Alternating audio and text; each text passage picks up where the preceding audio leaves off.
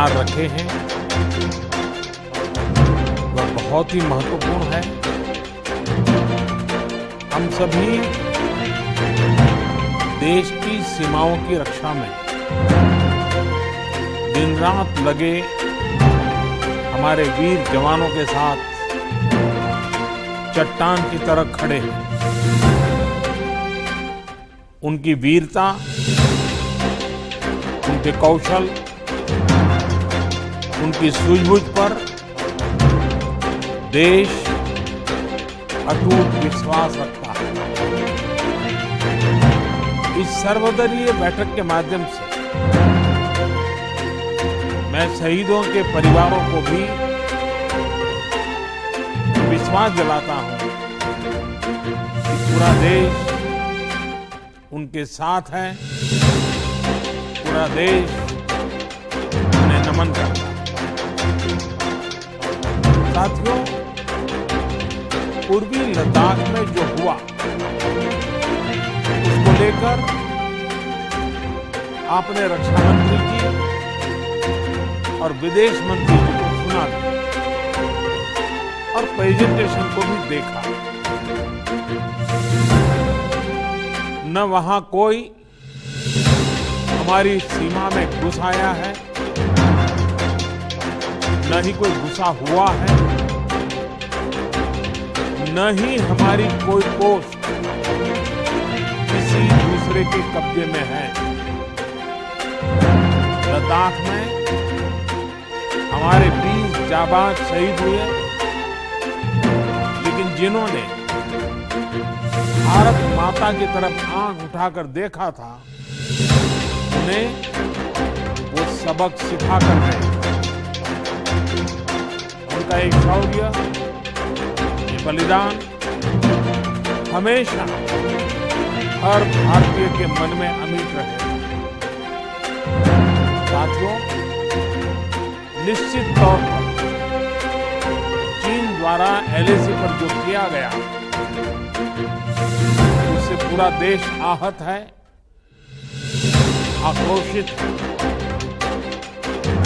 ये भावना हमारी इस चर्चा के दौरान भी आप सबके माध्यम से बार बार प्रकट हुई। मैं आपको भी आश्वस्त कर रहा हूं कि हमारी सेना देश की रक्षा के लिए कोई कसर नहीं छोड़ेगी। डिप्लॉयमेंट हो, एक्शन हो, काउंटर एक्शन हो, जल थल नभ में हमारी सेनाओं को देश की रक्षा के लिए जो करना है वो कर रही है। आज हमारे पास ये कैपेबिलिटी है कि कोई भी हमारी एक ही जमीन की तरफ आंख उठाकर भी नहीं देखता। आज भारत की सेनाएं हर सेक्टर में एक साथ मूव करने में पूरी तरह सक्षम है।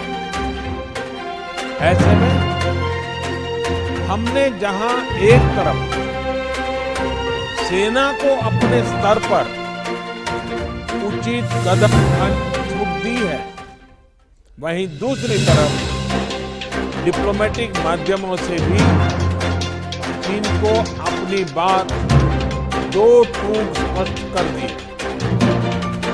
भारत पीस और फ्रेंडशिप चाहता है, लेकिन अपनी सॉवरेनिटी की रक्षा हमारे लिए सर्वोपरि।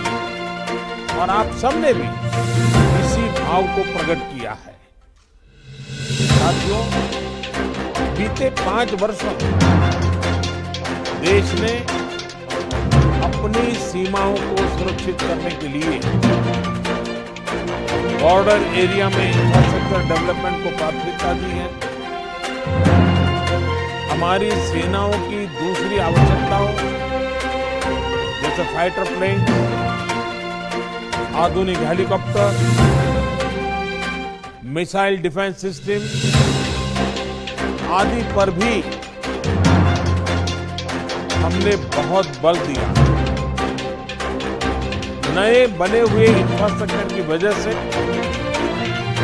खासकर LAC में अब हमारी पेट्रोलिंग की कैपेसिटी भी बढ़ गई है। पेट्रोलिंग बढ़ने की वजह से अब सतर्कता बढ़ी है और LAC पर हो रही गतिविधियों के बारे में भी समय पर पता चल रहा है। जिन क्षेत्रों पर पहले बहुत नजर नहीं रहती थी, अब वहां भी हमारे जवान अच्छी तरह से मॉनिटर कर पा रहे हैं, रिस्पॉन्ड भी कर पा रहे हैं। अब तक जिनको कोई पूछता नहीं था, कोई रोकता टोकता नहीं था, अब हमारे जवान डगर डगर पर उन्हें रोकते हैं, उन्हें टोकते हैं। बेहतर हो रहे इंफ्रास्ट्रक्चर से एक मदद ये भी मिली है कि हमारे जवान जो उस कठिन परिस्थिति में वहां तैनात रहते हैं, उन्हें साजो सामान पहुंचाने में आसानी होती है।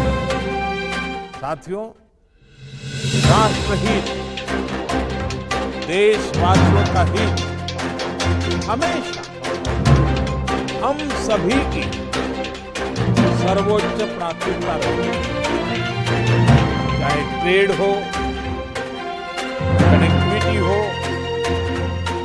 काउंटर टेररिज्म हो, भारत ने कभी किसी बाहरी दबाव को स्वीकार नहीं किया है। राष्ट्रीय सुरक्षा के लिए जो भी जरूरी कार्य है, जो भी जरूरी इंफ्रास्ट्रक्चर का निर्माण है, उसे इसी तरह तेज गति से आगे भी किया जाता रहेगा।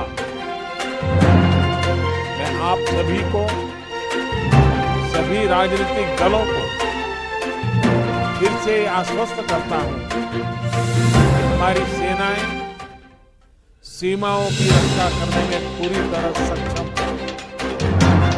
हमने उन्हें यथोचित कार्रवाई के लिए पूरी छूट दी हुई।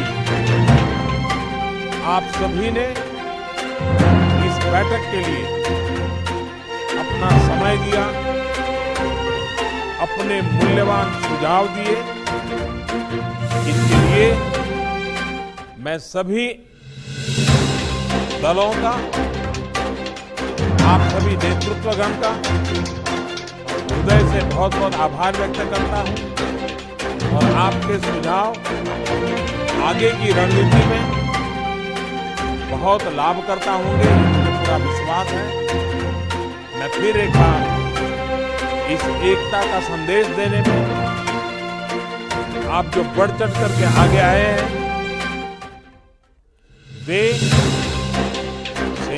सेना का मोरल तो बढ़ाएगा, देश के लोगों की हिम्मत बढ़ाएगा, लेकिन दुनिया को भी जो संदेश जाना चाहिए वो पहुंचेगा। और इसलिए आज की मीटिंग में आपकी सकारात्मक भूमिका का बहुत मूल्य है, उसका बहुत ऐतिहासिक महत्व है। और इसलिए भी आप सभी अभिनंदन के अधिकारी हैं। मैं फिर एक बार आप सबका धन्यवाद करता हूं। नमस्कार।